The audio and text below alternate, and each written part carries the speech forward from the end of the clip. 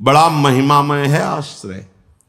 अभी परसों ही शायद एक भगत जी हैं, वो कह रहे थे रात्रि के दर्शन और उत्सव मना करके जा रहे थे और अचानक नींद आ गई। पूरी रात उनको लगा, अचानक नींद आ गई तो पार्श्व में बैठे हुए जनों ने सावधान किया, तो फिर गाड़ी से उतरे, मुख धोया।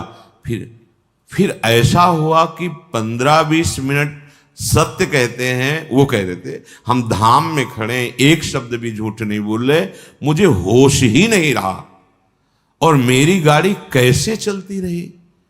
15-20 मिनट बाद जब चेतना आई तो घबरा गए कि गाड़ी कौन चला रहा था। और जहां बहुत सी गाड़ियां आ जा रही, उनका निश्चित प्रभु मेरी गाड़ी बैठकर चला रहे थे। मैं एक शब्द भी झूठ नहीं बोल रहा, कोई बड़ाई की बात नहीं कर रहा। ये मेरा हृदय, कोई माने ना मान, वो कह रहे थे मेरा हृदय देख रहा था मेरे प्रभु चला रहे हैं। उत्सव करके रात्रि का दर्शन पूरा और फिर गए तो अचानक एकदम ऐसी नींद की स्थिति। अच्छा, दिन की दिनचर्या अपनी गृहस्थों की होती है और रात में पूरा यहां जगे तो फिर सर्वतो भावेन आप प्रभु के प्रति समर्पित है। वो आश्चर्य जीवन मंगलमय हो जाएगा। मान लीजिए एक बार श्री नारदानंद सरस्वती जी महाराज नैमिषारण्य के कहीं संतों की संगोष्ठी में जाना था, बहुत दूर, बहुत विद्वान वेदांतदर्शी ब्रह्मबोध संपन्न महापुरुष थे नारदानंद सरस्वती जी महाराज।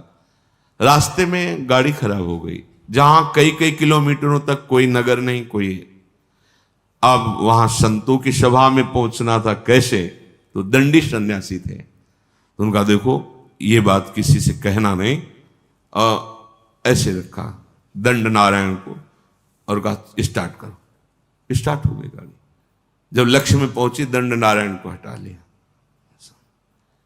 कोई दुर्लभ नहीं है। अनंत ब्रह्मांडों को जो अपने संकल्प से चला रहे हैं, वो एक हमारे जीवन के रक्षक हो, ये कोई आश्चर्य की बात नहीं। शरणागत के लिए कोई आश्चर्य नहीं है।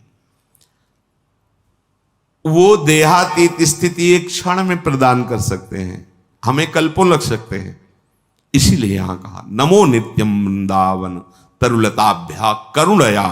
वृंदावन की लता खगमृग पशु पंछी, वृंदावन के रसिक जन, वृंदावन वासी जन, ये सब करुणामयी लाडली की करुणा स्वरूप है। ये हम पर दया करें। किरंतिभ्या, इनकी कीर्ति का गान करें, इनके दर्शन करें, स्पर्श करें, इनकी बातें सुने और स्मरण करें तो विभांतिभ्या पावे प्रकृति रस सारात्म महसा। प्रकृति रस से परे जो सार तत्व है, परम रस प्रेम, वो तुम्हारे हृदय, और प्रेम ही देहातीत स्थिति प्रदान करता है। चाहे आत्मरति बोलो या प्रिया प्रीतम की रति, माने प्रेम या आत्म प्रेम, तो इतना गाढ़ अवस्था की अवधूत स्थिति शरीर की शुद्ध ही नहीं है। प्रेम प्रियालाल के प्रकट रूप में इतना प्रेम, शरीर शुद्ध ही नहीं है। शरीर शुद्ध छूटना कोई कठिन बात नहीं है।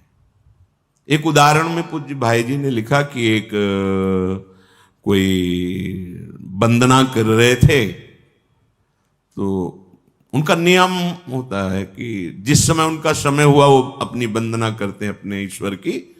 तो रुमाल बिछाई और वंदना कर रहे थे। तो कोई नवयुवती किसी अपने प्रीतम से मिलने के लिए जा रही थी, जहां नियति स्थान था।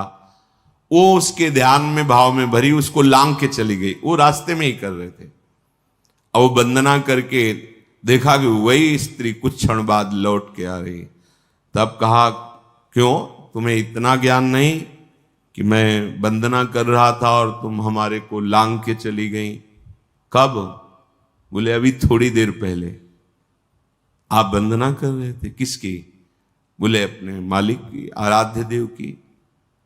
हम तो एक नाशवान शरीर के राग में थी, तो इतने बड़े तुम हमें नहीं दिखाई दिए, लांग के चली गई, और तुम अनंत ब्रह्मांडों के मालिक की वंदना कर, तुम्हें पता चला कि मैं तुम्हें नांग के चली गई। क्या वंदना कर रहे थे तुम?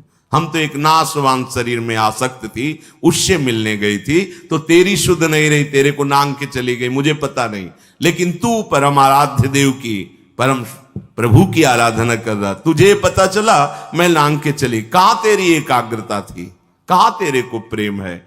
ये बात देह शुद्ध भूलना कोई बड़ी बात नहीं, बड़ी बात है तन्मय हो जाना। हमारा राग एक जगह एकत्रित हो जाए, गलत जगह एकत्रित होगा, विनाशी जगह में एकत्रित होगा, तो परिणाम में गलत और विनाशी हाथ लगेगा। इसीलिए इस अमूल्य प्रेम को प्रभु के नाम रूप लीला धाम में समर्पित करना चाहिए। ये महिमा धाम की कृपा से प्रकट होती है। देहातीत अवस्था देखा गया है महापुरुषों के जीवन में। श्री भोलानाथ जी महाराज बहुत ही पढ़े लिखे, लौकिक विद्या के भी पारंगत विद्वान, मन में श्री प्रिया प्रीतम राधा कृष्ण के प्रति आकर्षण, जब सर्वस्व छोड़कर वृंदावन आए। देखो, निश्चय में बड़ी सामर्थ्य होती है। वृंदावन आकर उन्होंने निश्चय किया कि मेरे जीवन का लक्ष्य अब है श्यामा श्याम की प्राप्ति। बहुत धैर्यपूर्वक निश्चय करना चाहिए। उपासकों से जब एकांतिक वार्ता होती है किसी किसी उपासक से, तो जब वो प्राकृतिक आकर्षण में दुखी दिखाई देता है, तब लगता है कि कृपा के प्रवाह में परमार्थ में तो आ गया है, पर इसका निश्चय नहीं है।